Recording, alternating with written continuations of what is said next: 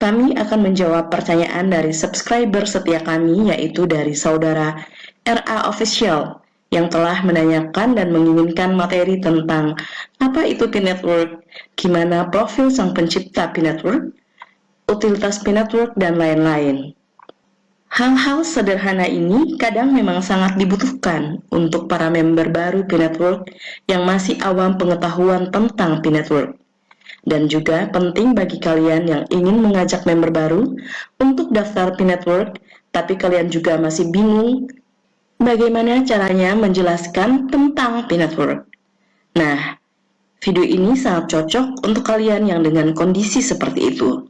Jadi kalian tidak perlu repot-repot menjelaskan dan hanya memberikan atau share video ini kepada calon-calon pionir baru ya. Oke, tidak usah berpanjang lebar lagi. Yuk, kita langsung ke videonya.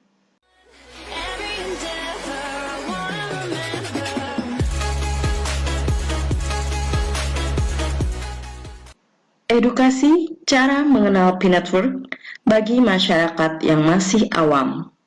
Apa itu P-Network? Pastinya kamu akan bertanya hal tersebut ketika kamu baru mendengarnya. Bagi para suhu yang sudah lama main kripto, pasti sudah tahu dengan istilah tersebut. Namun, sangatlah wajar jika sebagian dari kamu tidak mengetahui apa itu P-Network dan bagaimana cara kerjanya. Hal ini karena jaringan Pi sedikit berbeda. Seperti yang sudah kita ketahui, P-Network adalah cryptocurrency yang menawarkan konsep penambangan. Namun, tidak seperti cryptocurrency lainnya, cryptocurrency jaringan Pi tidak diperdagangkan secara gratis. Jadi, ada kontribusi yang harus kita lakukan sehingga kita mendapatkan koin Pi, yaitu dengan menekan tombol atau klik petir satu kali selama 24 jam. P-Network merupakan sebuah proyek mata uang digital jangka panjang yang memberi kesempatan bagi para pegiat aset kripto untuk melakukan mining dengan mudah, bahkan melalui smartphone sekalipun. Proyek ini diinisiasi oleh sekelompok alumni Universitas Stanford pada 14 Maret 2019 yang tujuan awalnya adalah untuk membuat mining bisa dilakukan di smartphone. Berangkat dari permasalahan di mana masih sulitnya akses menuju dunia aset kripto, termasuk kegiatan mining yang cenderung eksklusif, akhirnya P-Network dibentuk untuk membawa aset kripto ke seluruh lapisan masyarakat dan bertujuan untuk menyediakan platform aset kripto yang mudah dioperasikan oleh masyarakat awam, disertai dengan ekosistem keuangan yang peer-to-peer. Apa sih yang membedakan P-Network dengan kripto lain? Dunia cryptocurrency dikemparkan dengan sepak terjang P-Network, ciptaan Nicholas Kokalis dan Cheng Diofan. Dengan jargon cryptocurrency ramah lingkungan dan bisa ditambang hanya dengan menggunakan handphone. Berbeda dengan cryptocurrency sebelumnya, tawaran Nicholas Kokalis dengan core team-nya bahwa P-Network adalah cryptocurrency yang ramah lingkungan karena tidak memerlukan daya energi yang besar pada proses penambangannya. Ini adalah sebuah revolusi di bidang uang digital. Berbeda dengan kripto lain seperti Bitcoin, Ethereum, Litecoin, Dogecoin, dan lain-lain, kripto tersebut tidak bisa ditambang melalui handphone layaknya P-Network. Lalu dengan apa kripto tersebut ditambang? Kripto-kripto tersebut di atas hanya bisa ditambang dengan komputer dengan spek yang tinggi atau dengan superkomputer dan banyak menghabiskan energi listrik. Dari segi kegunaannya juga banyak berbeda, yaitu jika P-Network digunakan sebagai alat barter seperti yang sekarang sedang digunakan sesama pioneer, yaitu P2P, digunakan untuk pembelian barang-barang di marketplace P-Network, seperti P-Chain Mall, Tokopedia, P-Barter Mall, dan lain-lain. Sedangkan kripto konvensional hanya bisa sebagai kripto aset. Dari beberapa hal tersebut, sudah bisa kita ketahui bersama bahwa koin Pi Network banyak keunggulannya dibandingkan dengan kripto lainnya. Nah, sekarang apakah sudah sedikit paham tentang keberadaan Pi Network dengan koin lain? Dengan berbagai kecanggihan Pi Network tersebut, tidaklah lengkap kalau kita tidak tahu siapa sebenarnya penciptanya. Mari kita bahas satu persatu. Pencipta Pi Network. Seperti yang sudah kita ketahui bahwa Pi Network diciptakan oleh seorang doktor dari Universitas Stanford yang bernama Dr. Nicholas Kokalis. Dr. Nicholas Kokalis adalah lulusan pasca doktoral di bidang ilmu komputer di Universitas Stanford. Ia melakukan penelitian dalam komputasi sosial dan saat ini mengajar kursus merancang aplikasi terdesentralisasi blockchain. Di awal PhD-nya, dia menciptakan kerangka kerja untuk menyederhanakan pemrograman pada sistem terdistribusi yang toleran terhadap kesalahan. Adapun prestasi Nicholas Kokalis adalah ia menerima penghargaan Facebook Foundation pada tahun 2009. Dia adalah anggota tim pendiri StartX, komunitas pengusaha nirlaba dan pedal gas untuk anggota Stanford Alliance, di mana ia menjabat sebagai Chief Technology Officer dari 2010 hingga 2018, dan masih banyak lagi tentunya. Di beranda jaringan Pi, Nicholas Kokalis menyatakan hal sebagai berikut. Saya sangat percaya pada potensi teknis, keuangan, dan sosial dari cryptocurrency, tetapi kecewa dengan keterbatasan saat ini. Saya berkomitmen untuk membawa kekuatan blockchain ke banyak orang dengan meningkatkan pengalaman dan membangun nilai untuk semua orang. Saya mengerjakan proyek ini dengan filosofi pulau yang berpusat pada pengguna, membalikkan pengembangan blockchain baru, luncurkan dalam beta, undang anggota ke jaringan, ulangi protokol dengan anggota tersebut, dan desentralisasikan desain hasil Pi Network, cryptocurrency baru dan jaringan peer-to-peer yang saat ini beroperasi di lebih dari 150 negara dan diperkenalkan dalam 32 bahasa. Pencipta Pi Network yang kedua adalah istri dari Dr. Nicholas Kokalis yang bernama Cheng Diofan. Cheng Diofan adalah lulusan Stanford PhD dalam antropologi komputasi, memanfaatkan komputasi sosial untuk membuka potensi manusia dalam skala global. Ia juga mendirikan startup yang membangun platform produktivitas email yang menskalakan percakapan dengan crowdsourcing.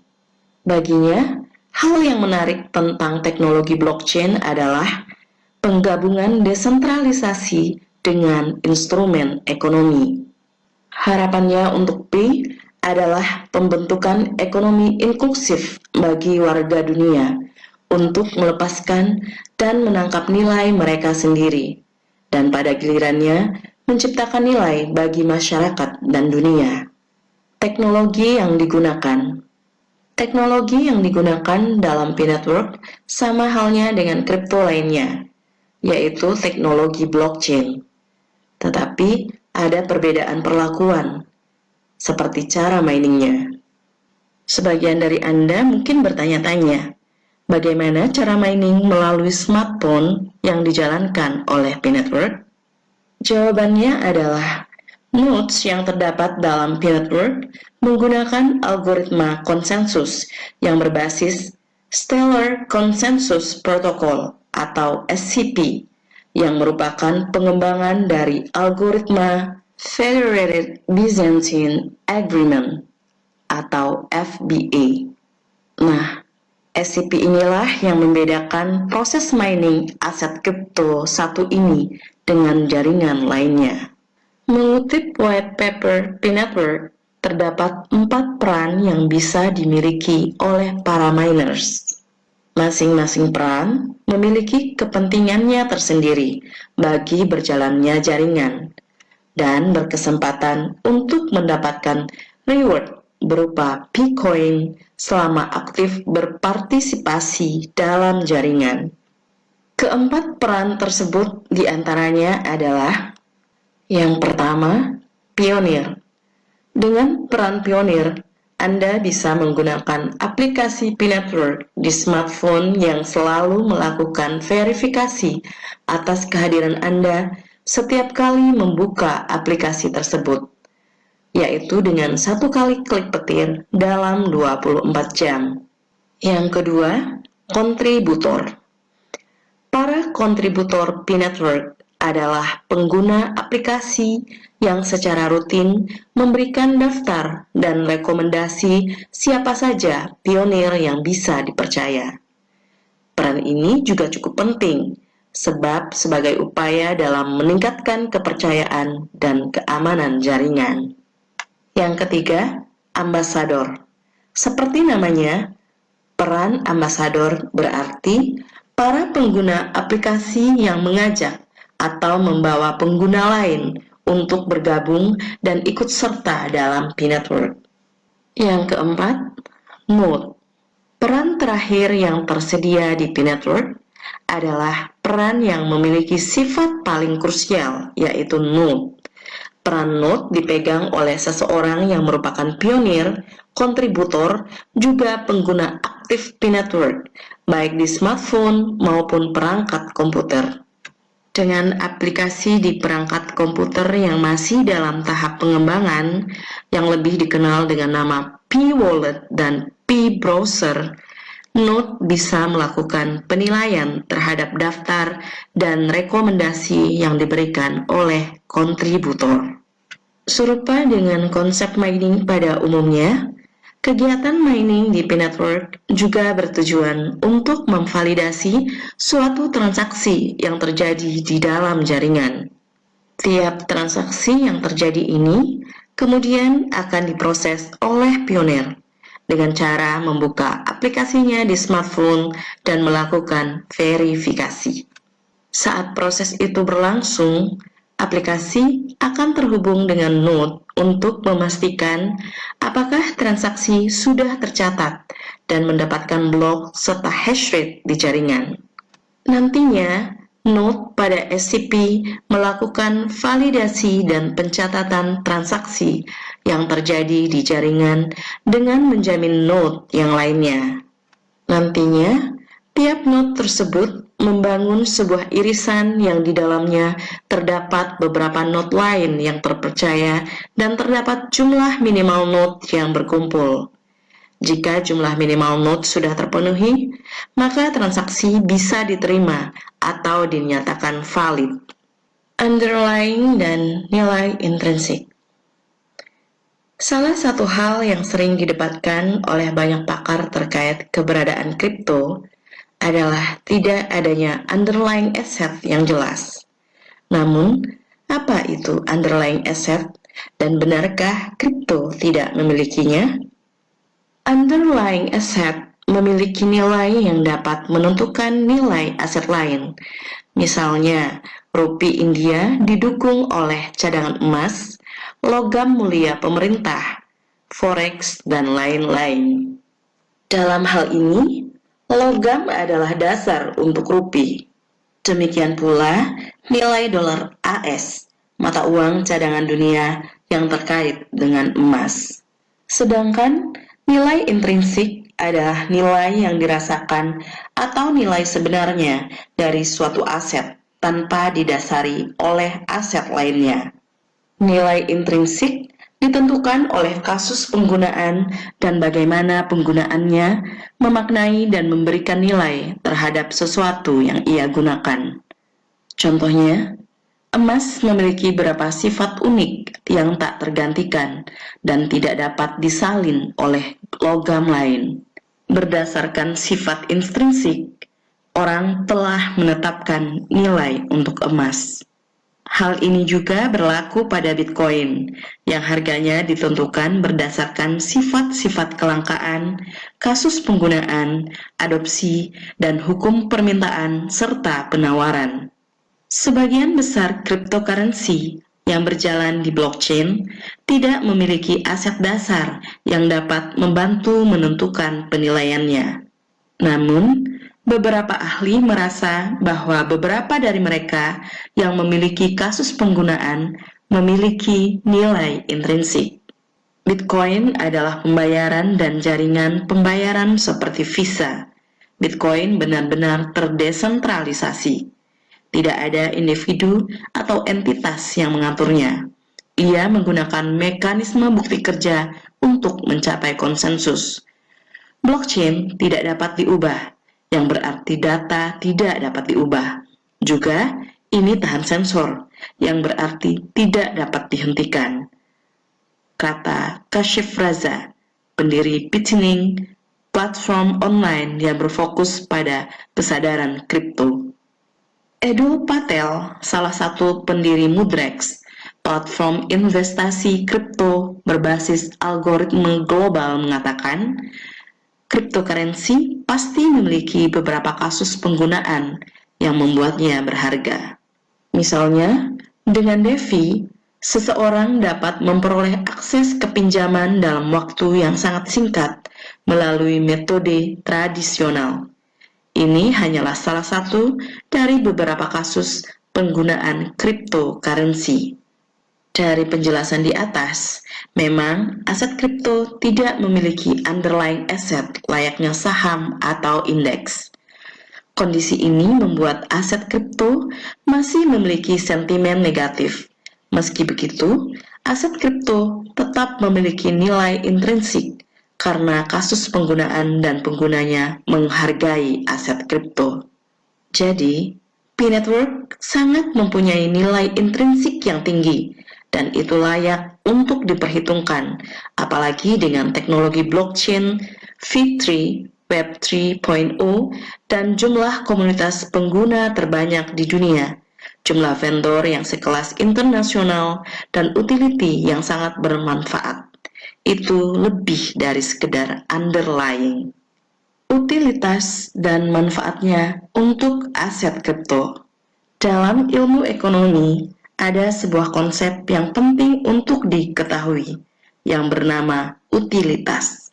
Menurut Investopedia, definisi utilitas dalam ilmu ekonomi diturunkan dari konsep kegunaan. Utilitas disebut sebagai nilai untuk sebuah aset yang mengacu pada manfaat, kegunaan, atau kepuasan yang diperoleh pelanggan dari layanan atau produk yang mereka gunakan.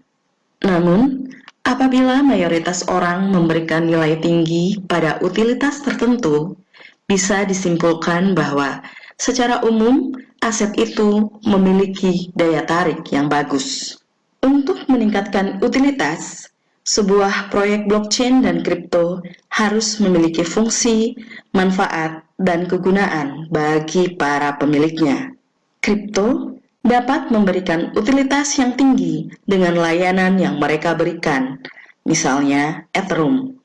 Aset kripto aslinya Ethereum memiliki harga yang cukup tinggi karena blockchain Ethereum digunakan di banyak proyek dan memicu gelombang altcoin yang ada di industri. Kemudian Bitcoin. Aset ini memiliki adopsi yang semakin luas dan diterima secara ramah di berbagai negara. Selain Ethereum dan Bitcoin, masih banyak kripto lain yang menyajikan berbagai kegunaan dan manfaat. Karena itu, kamu harus menghindari membeli kripto yang tidak ada manfaatnya. Sebab, seringkali kripto dengan utilitas rendah tidak bertahan lama, dan harganya pun cenderung stagnan, bahkan turun. Nah, sekarang bagaimana dengan utilitas yang ada di P-Network? Dengan melihat banyaknya utilitas di P-Network, antara lain Marketplace, P-Channel, P2Go, P-Barter Mall, P-Game, P-Webinar, P-Care, dan lain-lain, vendor besar internasional, Web3, dan lain-lain, maka sudah dipastikan bahwa utilitas P-Network adalah yang paling bagus di antara kripto lainnya. Dan hal ini tidak bisa dibantah lagi. Nah, itulah guys pembahasan tentang apa itu P-Network, siapa pencipta P-Network, apa saja utilitas P-Network, dan lain-lainnya. Semoga video ini bisa memberikan manfaat bagi kalian semua. Jika ada hal-hal yang masih perlu kita perbincangkan dan kita diskusikan, jangan lupa untuk drop komen di bawah. Jangan lupa untuk selalu menunggu video-video kita selanjutnya. Segitu dulu untuk kali ini. See you on the next video and bye-bye.